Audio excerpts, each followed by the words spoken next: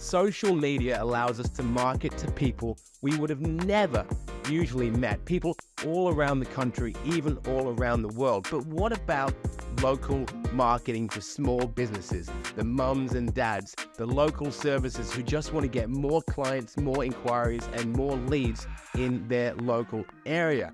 What's the difference between marketing to a huge broad audience and a small local audience? Well, Kieran McKerney, my guest today from KMAC Digital, is going to help us to understand exactly that. After running his own electrical business for a couple of decades, Kieran is now here to help us understand how marketing for these businesses is slightly different than marketing for coaches. Is Google better? Is SEO better? Is Facebook better? What are the pros and cons of each? And how the heck do you run a business while managing a brick and mortar tradie business, a digital business, and 3 kids at the same time? Can it be done? Well, Kieran's doing it, and he's here today to show us how. He's also a very lovely guy. He also has an interesting taste in music you might not expect. So let's listen to him today. Here he is, Mr. Kieran McKerney on Coaches to the Moon. This is Coaches to the Moon, the only podcast you need to skyrocket your coaching business and create true impact on the world. Here's your host, Alex Morris. Welcome back to the Coaches to the Moon podcast, ladies and gentlemen. Digging into our small talk today, me and a man I like very much, at least on a superficial level, but let's see what happens when we talk for 45 minutes a day. Mr. Kieran McKerney out of the Gold Coast, founder of KMAC Digital, a man I've known for a couple of years, but we've never really dug into it. And I'm really excited to see how his style of living, digital marketing, waking up at 4:30 in the morning compares to what I'm used to. And we're going to do that today. So Mr. Kieran, thank you for joining us today. How are you? Good, mate. Appreciate you having me on. Excited. Dude, I'm excited too. I'm excited. Like we met in like a marketing mastermind, basically. We got the same mentor, Mr. Scott Weddell. And we kind of we see each other in these like 5-minute snippets once every couple of weeks where we just kind of jump in the end of each other's coaching sessions. But we've never really caught up too much. How's life and business, mate? All good? Can't complain. It's good. It's growing. Life's good. And kids are growing. When you have kids, life just merges. Days merge into weeks, and you just move on. Days go long, years are short, is what I was. Right. The phrase I need to remember, because like the last 2 nights, my wife was out for a work meeting on Tuesday night, and then she was out for like a concert last night, and so I had a couple of real, just like Tuesday. I finished work in a really frustrated mood, and then I went straight into like 3 hours of parenting, and the girls were in a bad mood. It was just a really rough night. And then I committed to having a better night yesterday, and I just went in with a much better attitude. I've stayed the heck away from work while I was parenting, because it's so easy when it's in your pocket, right, to have a half an eye on both. And we had the best night ever, and it was so much more fun, and I was so much more relaxed than everyone was. And yeah, it's just like, I don't know, you got 3 kids, right? Yeah, 3 boys. 3 boys, my word. 3 boys. What are the ages of your boys? Almost 10 and 7 and 4. Were your kids a factor in you transitioning away from running a sort of a brick and mortar tradie business to digital? Look, a part of it, the lifestyle is definitely a part of it, yes. Yeah, and being there at such a young age and being able to have the flexibility and be there for them, I think have a solid father figure in their life is pretty important.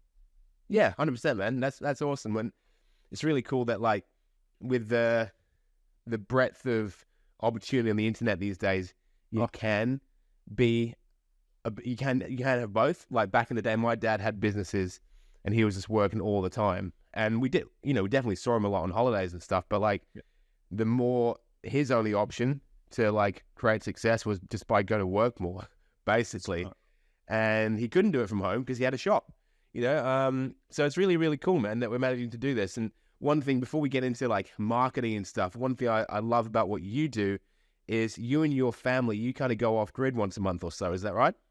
Yeah, yes, we definitely tried it. We bought a van last year, and that's look, we have been a bit slack this year. Last year, every month we went away. Yep, it's a kind of wind down and turn off. But you what you said before, you need. It's very easy to pick up the phone and do something, talk to the client, and you think you're having that that flexible lifestyle, but if you merge the two of them, it doesn't work. You get short, fixed. You don't have a very good time, so you still need to disconnect, even though usually you work from home. Well, you do both jobs poorly when you're trying to parent, and and this is what I saw this when I remember they shut down. Basically during like lockdowns, parents, there were like heaps of articles from parents being like, with my kids not allowed to go to school, I'm being a shitty employee, a shitty mum, and a shitty wife all at the same time, that sort of thing, because I cannot do all three at once. No. But that's what I'm having to try and do. And it's like my kids were babies at that point, but really trying to, set those boundaries. And I saw another little tweet the other day that was like, in 20 years' time, the only people who remember that you worked late will be your kids. Ooh. It's not going to be your boss or your clients or anything. They'll be doing, I know, right? Yeah, Ryan, the feel bads. And so, it got me, man. I was like, that is so, so damn true. So I'm just doing my very, very best. And today I'm going to work like a beast, meetings back to back, so that like 4:30 p.m. today, they get home from kindy, I'm in. And I know I've done my stuff. What's your schedule like now, mate? Because you're transitioning out of running a service-based business yourself into a digital business. Yep. Firstly, how's that transition been for you, and how's it continuing to move for you? Yeah, look, it has its ups and downs. It's been it has been difficult because you're trying to keep clients on both businesses happy. And although I've got a team running, doing the work for the service-based business, there is still stuff to do. But I think it's just setting clear deadlines. So, Thursday, Friday, for instance, you do this. Monday, Tuesday, you do this, and you stick to it. You don't let anyone tell you what to do. just move forward, because there's so much to do. And then when you throw family into a mix as well, it gets hard. But moving forward, it's getting better. I spend more time doing digital now, which is good, because obviously that's where I want to transition full time. And we'll just keep moving forward. And did you start, because for context for the listeners, you continue to run an electrical business, and now you are doing digital marketing for service-based businesses. Was there like a gap or a problem that you saw in your own business that led you to focus on digital marketing and a more effective way of advertising for tradies, etc.? Yeah, there was. Just being pretty much not ranking on Google, and relying too much on like two particular businesses. So as electricians, plumbers, they always rely on, if they're not doing B2C work, they're doing B2B work, and they might have one or two builders.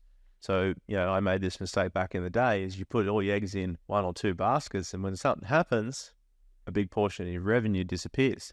So to branch out, you need those B2C clients. You need to have a good network, and you can actually grow a business and not be reliant on how they're growing their business. Yeah, that's an interesting thing, is it? Because people take on, in service-based, in digital marketing as well, you take on big clients, and it's like, yes, I got it. That's my staff bill for the month. Or even back like, when I was small, like just marketing for a few people, losing one client, could be like a third of your income. Yeah. And if you've been resting and not focusing on building that pipeline, as having those more relationships and maybe pushing your capacity a little bit, you can get really knocked out. It happened to me in January, bro. Like I had like 4 or 5 clients take like a Christmas break, which was fine, because I kind of took one as well. But then like January, February, a few of them were like, oh, I'm going to take a holiday, or like, oh, my kids are still home from school, I'm going to take another month off. And suddenly I was down like 40% for those months. And and it was like, oh goodness me, I thought I was doing well. So it led me to get on that hustle train a little bit more, which is yeah, it's interesting. That's the big thing. And one of the things is kind of systems and better ways, more efficient ways to nurture lead flow and product kind of how to nurture your existing customers as well. A lot of tradies do a job and be done with it, but they don't realize how much extra revenue you can generate from your existing lists. So that's where that's what we kind of teach and help other tradies do. That is interesting as well. Yeah, because I suppose like you have an electrician on your books, you got the guy you call if anything goes wrong, but if nothing's going wrong, then you don't need him. He's come to fix the fan, and then you don't call him for another year and a half. And it's like, hey, Seamus, what's going down, brother? Seamus is the guy that we call. But all right, sweet. So let's talk about that. Let's reverse back to, you mentioned ranking on Google, because I always have clients, because this is a podcast for coaches, that sort of thing. So generally people who work, nationwide or can work remotely, for people anywhere. You work with service-based who are generally more local businesses, right? That's correct. Yep. Yeah. Local SEO is a big portion of their revenue. Yep. And then yeah. So I often have clients be like, what do you think of doing Google ads and SEO? And I explain to them, like, in the coaching space, you've got to have people, as the way I understand it, to make Google and SEO worthwhile, you've got to have people searching life coach. Yeah. That sort of thing. Health coach, spiritual marketing coach, like things that most people aren't really solution seeking in that area. Yeah. But the service-based, it's a very different market. Like, people are aware of a problem and looking for a solution. So is that why you feel that SEO and Google is such a big portion of marketing in your space? Yeah, that's exactly right. And it's, when they've got a problem, they have a transactional intent to find a transactional intent keyword to solve that problem. And this is why SEO for service-based is so important. So I wouldn't say SEO is not important for coaches, but you would have to do a lot of research into find those keywords, and is it worth ranking for those keywords based on search volume? So it's something that I haven't looked into, but it's easy bit of research in the back end before you commit to it. Can you give us a real 12-year-old's version of what SEO and Google ads, how they work and what it means for a business? Yep. So, we'll start with local SEO. Pretty much, local SEO is a Google My Business listing. It's like a listing in your area, and anyone that searches, let's say you search for electricians near me, that's a keyword with a certain search volume per month, and then you rank for that keyword, and then if someone's in your vicinity, you'll show as a local service-based business, and then you'll rank, and they'll give you a call based on that. But it all comes down to keyword research. So you have to rank for certain keywords based on search volume per month. And this is where your SEO as a whole is. So it comes down to keyword rich content, and then obviously a lot of backlinking. It's going to start to get technical. This is not really 12-year-old, but there's many avenues, and pretty much 12-year-old, 3 ways, really good content. Yeah. Optimize, optimize your headlines and your title tags with the keywords, all based on your keyword research. And then just utilize free tools that Google provides to determine where your website is already, what keywords you're ranking for already, and then double down on those, and then obviously expand off that. Cheers. All right. So ranking for keywords, basically, like a keyword is like electrician, and then Broad Beach, right? Yeah. So if someone's searching electrician's Gold Coast or electrician near me, what you want to make sure you have on your website is not just the broad stuff. You want to have the specific suburbs you operate in. You want to have the specific services you offer. So if someone says, fix my fan, Service Paradise, and on your website, you know that people search for broken fan all the time, and they also search for Service Paradise. You will therefore rank higher than the next guy who just says general electrical services. Is that right? Yeah, that's correct. Yeah, and that's why it comes down to the copy, the content on your website with those keywords throughout your website. Yeah, and it's particular to certain pages too. So this is why it's very important to have a good website with multiple pages, consistent content updates, consistent blogs, and then you'll rank. Someone searches that keyword, it won't necessarily go to your homepage. It might go to your blog page or vice versa. This is the thing, because people think blogging is dead, right? They think it's like the very 2008, but it's just not used in the same way. It's not like you build a following of people reading your blog. It's that you definitely can. Sure. Okay. Yeah. Well, maybe you can. Yeah, I don't know. Can you? Do people? Yeah. You definitely. You can do both. Google would rather you do both. In the end, Google wants the best experience for their end user.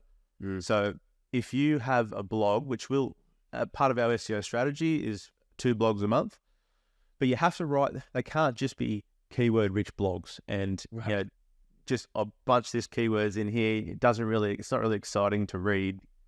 So you actually probably de-rank yourself by doing that. So you do have to have a good user engagement with your blog, but then still strategically write it as well. Interesting. Yeah. And so I guess that must be a funny objection that you get from a lot of old dog bricklayers. When you say you need a blog, mate, they're like, come on, Kieran, what am I going to write a blog about? Yes. There's a lot of education that goes into some of the older tradies, but that's all right. Well, education is a very important part of marketing, right? Yeah. That teaches people why they need your product. It's because you've got to show them there's a problem that they don't know about yet. Yeah. That's mad. Okay, so local business. And are you running any, you do Facebook ads as well? Yeah. We still do Facebook ads. Look, we don't purely do Facebook ads. Like, let's just say we've got a builder. We don't just do Facebook ads. We'll do focus on SEO for a long-term strategy, but Facebook ads are still relatively cheap compared to Google ads. So we do a lot of testing offers on and just normal branding on Facebook. Yeah, right. And so what are you seeing as because we do basically just Facebook and Instagram. I know what Google ads are about, but as we talked about, I don't think it's as relevant for my clients as for yours. What do you see as the sort of pros and cons of Facebook versus Google, vice versa? Google, you'll get a high quality lead because they're searching like for intent. They actually want something, but it'll cost more, and it's based on a CPC, so cost per click, and sometimes that is expensive, but dependent on the keyword that you want to rank for. So electricians near me is about $9 a click. So one of the downfalls is you could get a lot of bots clicking and wasting your budget. Wow. So there's tools to stop that. So yeah, in the end, you'll get a high quality lead, but you'll spend more money to get it. Facebook, you'll get, if you've got a good offer, let's say for aircon, if you've got a good offer for an aircon, Facebook's really good. You'll get a lower quality lead, but once again, it depends on how good your offer is. But as long as you can, with Facebook, as long as you can cipher through the amount of leads, because you'll get a lot of them with a good offer, we just use, you use it, ManyChat. We'll build out a whole sequence, ask all the questions that, say for an aircon, we'll ask all the questions that the customer needs to actually determine to give them a price, and we automate the whole process. So then they just have to go on and go, oh, yep, see everything, give them a price, and limit that manual labor. But Facebook, we definitely like Facebook in regards to testing offers. That's for sure. It is. It's good. You can launch fast.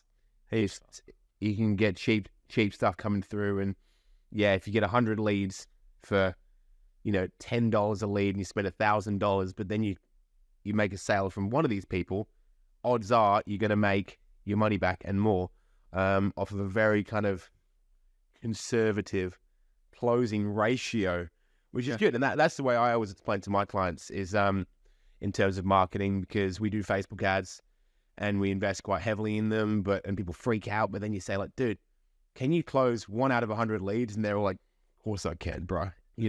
Oh yeah, just once they're on the phone, it's game over. Good night. Tuck them into bed. Money in the bank. And it's like, what, if you close 1 out of 100, and you pay, $20 a lead, and you get 100 of them, and you spend $2,000 on ads, but you close one person, then you make $4,000. That's good, right? Like, yeah, that makes sense. Let's do it. So it's just this comes down to a bit of maths and a bit of confidence, and knowing that you don't need to Education, exactly. Yeah, you don't need to close every single person that comes through. We certainly don't. In my business, we get some garbage leads coming through. Not garbage people, just like they give wrong phone numbers. They just want free shit. But without them coming through the top of the funnel, they'll never get to the bottom. Yep. Which is cool, man. Just a part of testing. It's a part of testing. We're getting into quite a technical conversation here. What? Never talk about this stuff. We always end up, you've blurred out on me. You got a blur. Oh, there he is. He's back. No, it was like your camera kind of autofocused, and we lost your beautiful chiseled jaw. Sorry, mate. You look like an airline pilot. You're like an Air Force pilot from the 40s. Thank you. Should have been a pilot. You handsome devil. That's awesome, man. I mean, it's I always enjoy kind of learning about the things I'm not that good at, or the things I don't spend much time on, because it's easy to learn like Google Ads 5 years ago, and then everything changes so quickly, and then you find out like something that you did yesterday just doesn't look the same anymore. Always adapting, always learning. Everything's changing again. Like we're now, there's so many AI tools to that we're starting to incorporate into our SEO strategy, and yeah, it's constantly changing. What's up, guys? Alex here. If you're enjoying the episode, please don't forget to give us a subscribe on whatever channel or platform you're watching or listening to this. Really helps us to make an amazing show every week. Thank you so much. Back to the episode. Yeah, I was at a coffee shop this morning just waiting for a sausage and double egg muffin, and I saw a girl sitting there, and she was on ChatGPT, and she was on Fiverr, and I saw her pasting content from ChatGPT onto Fiverr, meaning that she was a freelancer getting paid to do work for someone, and she was a copy and paste it straight out of ChatGPT.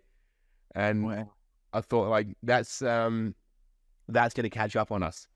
Well, it's already happening. So for everyone might get, I know a lot of tradies get them, is the emails from, we'll rank you on page 18746 at hotmail.com. That's exactly what they're doing. But Google's smart. Their algorithm can already decipher what AI written content is, and they will de-rank you for it. Totally. Yeah, you got to be very careful. AI is good. You can use it, but don't copy it. Yeah, we use it to kind of formulate structures of things. Like, so you might have a winning landing page that you've done for someone, and then you say, okay, let's copy and paste this into ChatGPT and say this was for a sales coach. Let's just redo this for a construction business. Can we get the same sort of headline, sub-headline, offer kind of inclusions? And then ChatGPT does all this cheesy stuff. It's like, but wait, here's the best part. And that's just the tip of the iceberg. Introducing our newest system, it's like it just smells gross, but it gets you started and really can just, form a nice little framework. But you can definitely sniff out people who've just copied and pasted straight out of, and it gives you good ideas too. Yeah, if you ever have writer's block, you type it in, and it gets those creative juices flowing. Yeah, do you enjoy to write? Because you've come from being not to say that tradies aren't creative people, but you've come from being working with your hands, and now you're doing graphics and copy and all sorts. Yeah, I do enjoy the writing. The graphics as such, I'm not very good at. I've got a team do that, but I enjoy the writing. I enjoy the copy. Throwing my personality and my spin on things. I enjoy it. It's like Zen time for me, I think. Zen time. Yeah, that's cool. Yeah, I did a book chapter recently for like a collaborative book. Oh, and that was really cool, just to kind of, they were like, we need 2,500 words about whatever you like. So I kind of gave them the topic, and then I sat down, I did it like a story, and yeah, it was really fun. I write like 25 minutes on with like instrumental music going. Yep. And I don't stop. I don't try and edit anything. No spelling errors or anything. I just write, take 5 minutes off, start again if I need to. And that's the best way of getting through writer's block for me, is just to kind of freaking just write and not allow yourself to stop. Yeah. Because before you know it, you've done 1,000 words, and it's some of it's just garbage, but you get back to it. That's exactly right. Old Scotty Waddell said, throw binaural beats on and just zone in, and that works. If you've ever looked it up on YouTube, that's just ultimate focus music. Yeah, the binaural. I used to do binaural beats and like lo-fi or those chill step dub hop on YouTube. Now I do like deathcore, right? Really, really heavy like death metal, because you can't hear the lyrics of what people say. And I think that but that's just me. I enjoy that music for some bizarre reason. It kind of relaxes me a little bit. But are you not into deathcore too much there, Kieran? Oh, no. I like it. Yeah. Me and my wife we used to go to all the sound waves. I went to Knotfest this year. I went to a few other ones. Yeah. I had to go to Knotfest, and I got COVID, so I couldn't go. Yeah, that was great. Slipknot were good. Yeah, no, I love that music. Not right on, but I love that music. Well, give it a go. Give it a go, mate. The faster the better. Slipknot is the only band I've ever seen live where I've been like physically scared for my safety. Because there were such angry people in the audience. Like, you see, so for everyone listening, Slipknot's a very heavy band, but also headlining, but just before them at this festival was Parkway Drive for a bunch of Aussie guys from Byron Bay. Love them. Heavier music, much friendlier vibe, which is interesting. And you get into those little mosh pits, and someone falls down, everyone helps them up immediately, everyone's hugging. I saw like fist fights at Slipknot. It was really weird.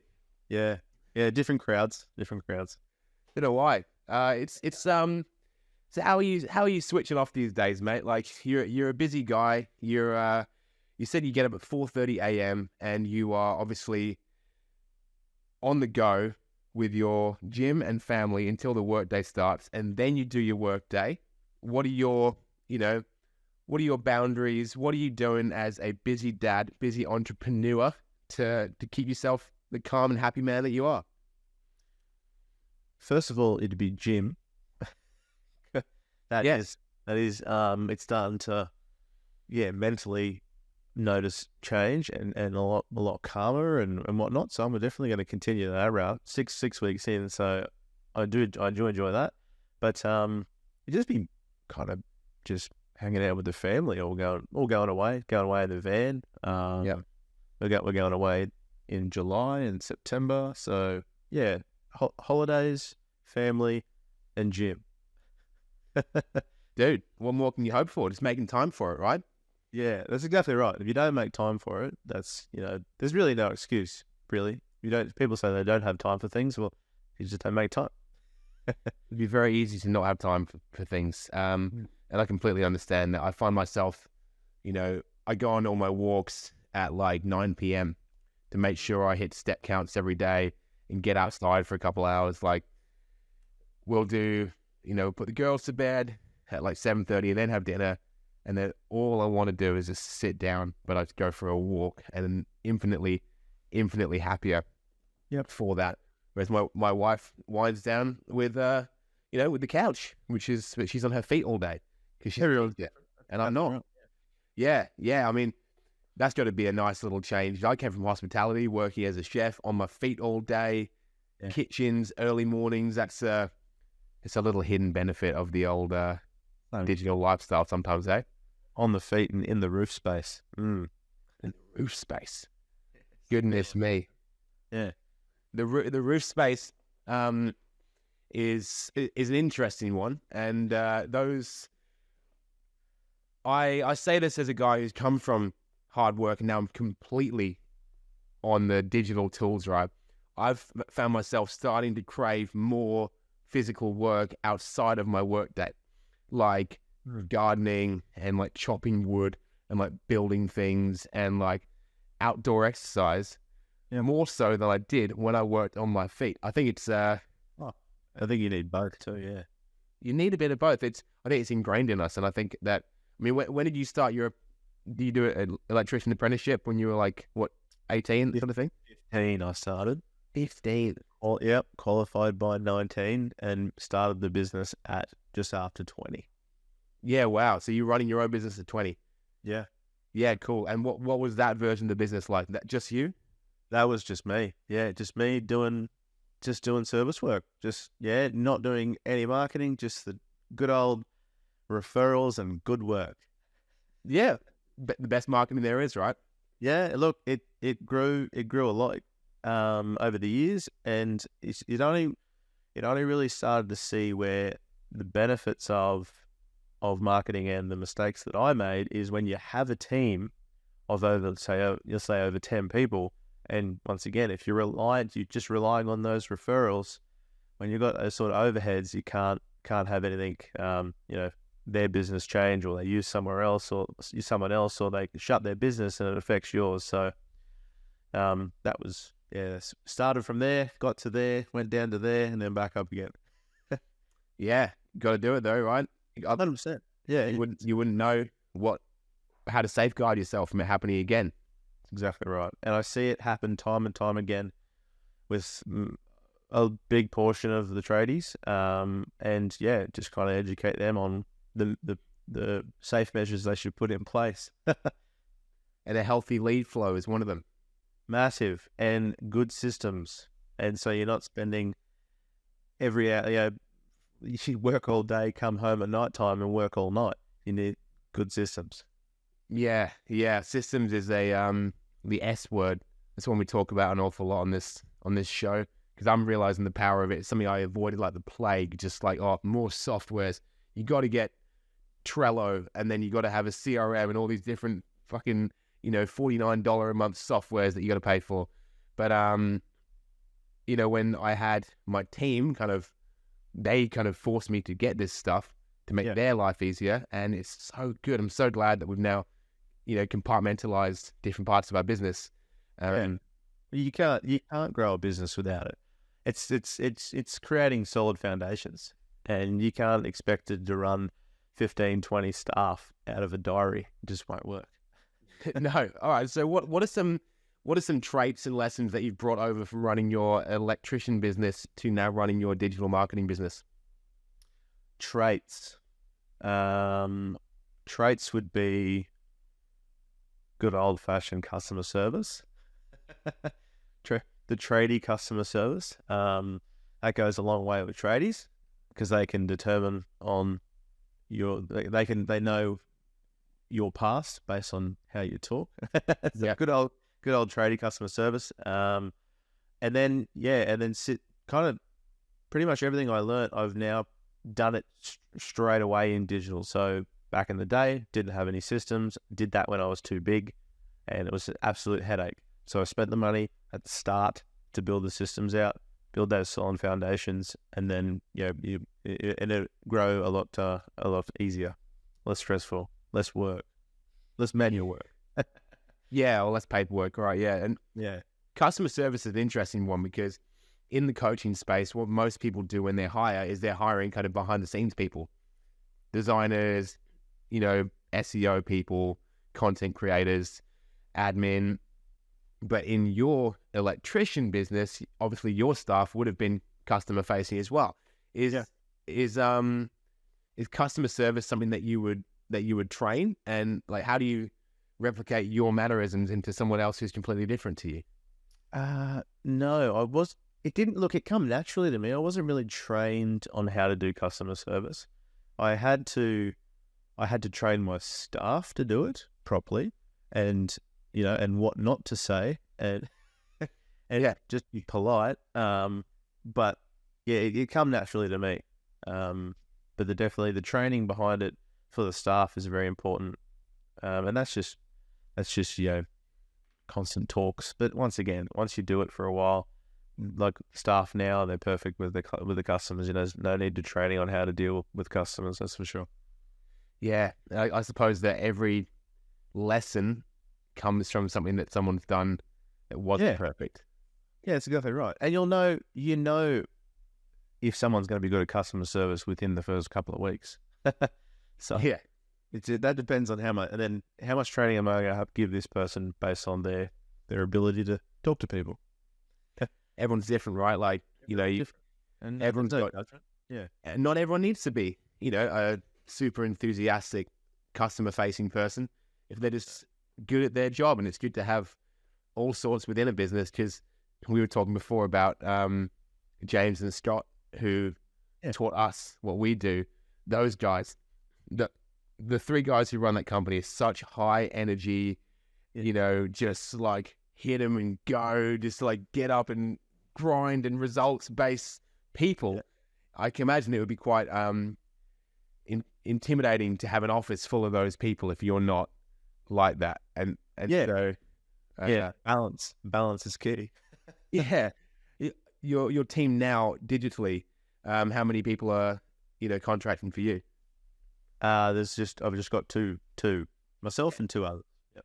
And how do you keep the sort of the culture going, I suppose, being that you're working remotely from each other?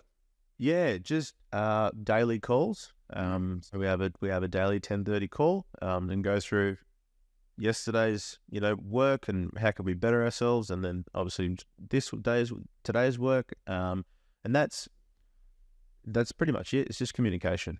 It comes down to communicate. How much you're going to communicate with your team, and kind of set your expectations of what you want for your company. Yeah, and one thing that I think it was Gary Vee said it, that old chestnut. It was something like, you cannot expect your team to care about your business as much as you do. Yeah. And that was the struggle, is like, what can we do to incentivize people outside of just paying them more money? Because and so what we do is we do charity incentives in our team. And so every time, I remember we spoke about it once, maybe, like I mentioned that we've got automated charity donations from my business. Yeah. So, and it's not something we do too publicly, but like when we get a lead, we plant a tree. When we get a booking, we buy a year of clean water for someone, and then we get a sale, we buy 200 meals. It's cool. It's really, really, you can automate the whole thing through this platform called Buy One, Give One. Yep. And it's called like a giving story, and you literally like use like Zapier to connect to your Facebook page or your Slack channel to like a donation website. And so every time a lead comes through, it's like, it's a fruit producing tree in Kenya, which is really cool. And so that's one thing that I'm doing to try and just create a little more impact in the company, because my team's amazing, but ultimately, does that kind of inspire the team to move in the same direction? I hope so. Like, I believe that my team, they really, really do care about customer service, because a lot of them are over in the Philippines, and they're just the most beautiful, hardworking people who are the best customer service I've experienced outside of like fine dining restaurants. These guys are just so helpful and loyal and hardworking, and I'll find them like they've responded to a client on a Sunday. I'm like, you don't need to do that. What are you doing? But it's amazing that they do it. No, it's not a problem, man. So I try to be a better boss all the time, but I've never had a team of 10 people in Australia who I've met with physically on a daily basis, that must be a whole different ball game. It is. But different culture too. It's very different if if you're digital and you're hired remotely, to Australians where our culture is very different. I went to a barbershop this morning. Probably can't tell, but thank you. I went to a barbershop this morning, and these boys, I follow them on Instagram, and they've just blown up recently. They've gone from 1 store to 4 really, really quickly, and they're young guys who own them, and they're always staffed by like really well-trained, like 25 to 30-year-old Australian guys, all immaculately dressed. Yep. And you follow them on Instagram, and they all do running club together, and they all do ice baths together, and they all go to the gym together, and they do constant like personal development as part of their business. And you go to some barbershops and they're really, really fun boys clubs, and everyone's talking about gambling and basketball and like swearing and stuff. These boys are like professional up and down, and it's what their bosses help them to do outside of work that I really, really am inspired by. So I'm always trying to think of stuff I can do remotely, but it's difficult, man. Really good, really good. Sounds like a really good culture in that business, that's for sure. It is, and culture is something we talk about a lot on this podcast because everyone's working remotely. It's getting difficult, but I think there's an awareness around it, which is great. Yeah, 100%. Which is great, and your customers can smell when you're a happy team. Definitely, and the work that you put out is better. I think so. So. The work I was doing Tuesday afternoon when I was half kids, half parenting, shocker. Yesterday I did everything. It was so good. It was so good, man. So what are the plans for the rest of the year with the digital marketing business? You got some big ideas coming up? Look, push on with the SEO. We're going to implement a systems arm to we've just done over the first half of the year for builders is working quite well. So we want to implement that and obviously drive traffic to that and put campaigns around that. Is just systems, because systems for tradies. Pretty much, and grow from there. Bit of an organic strategy. That's on my list to do. That's a must. There's always something on the list to do, right? There's always something. But yeah, that's one of the things that I need to really focus more on, and that's my second half of the year goal. Put myself out there. You need time for that, right? You need time for the organic strategy, and that's something that this is why I do the podcast. The podcast for me is my best content machine, because I bring in people like yourself. You know your shit about topics that maybe I don't know about. I can ask you questions, and this becomes my content. I don't need to think about stuff. And then my great teams. Do you know? Have you ever chatted to Alan Howell from Triple Effect Video? Ooh, only to get a price for a client for some video production. Yeah, not in depth. He's the man. He's a freaking man, and he's taken over the video space for every coach that's working with him now. And he's good work.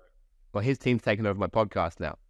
So basically, I'm just rocking up and just doing this talk for like 45 minutes. After this, I'll film a 1-minute intro, and then within a couple of days, they've got it up on Spotify and Anchor, and they've edit the videos up, put it on YouTube, do the chapters. Mate, they are rock stars.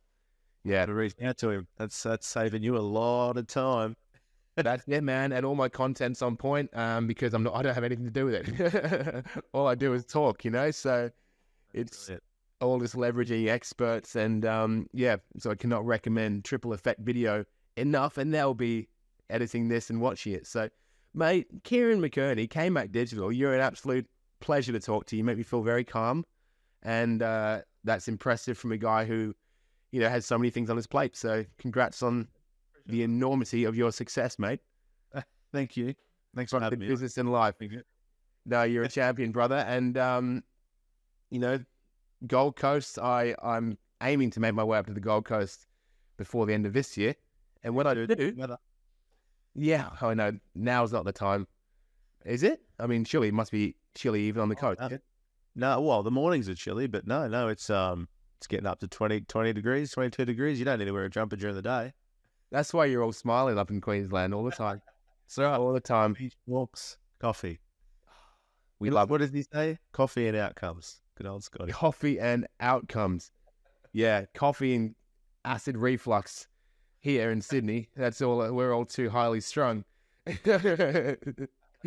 Everyone is just, Bluetooth headphones and train passes. It's a full-on city, man, which is why I'm glad to live in my own little pocket of paradise here on the Northern Beaches. Kieran, bro, you're amazing. Thank you so much for stopping by and talking to us about everything you shared today, mate. Thanks, mate. Thanks for having me. Thank you, and anybody listening on the live stream or indeed the recording, love you to bits for that. I'll be back next week with another incredible guest or two on the Coaches to the Moon podcast. Until then, thank you for listening. Much love and peace out. Coaches to the Moon will be back next week. Until then, reach us on Facebook at To The Moon Digital Marketing.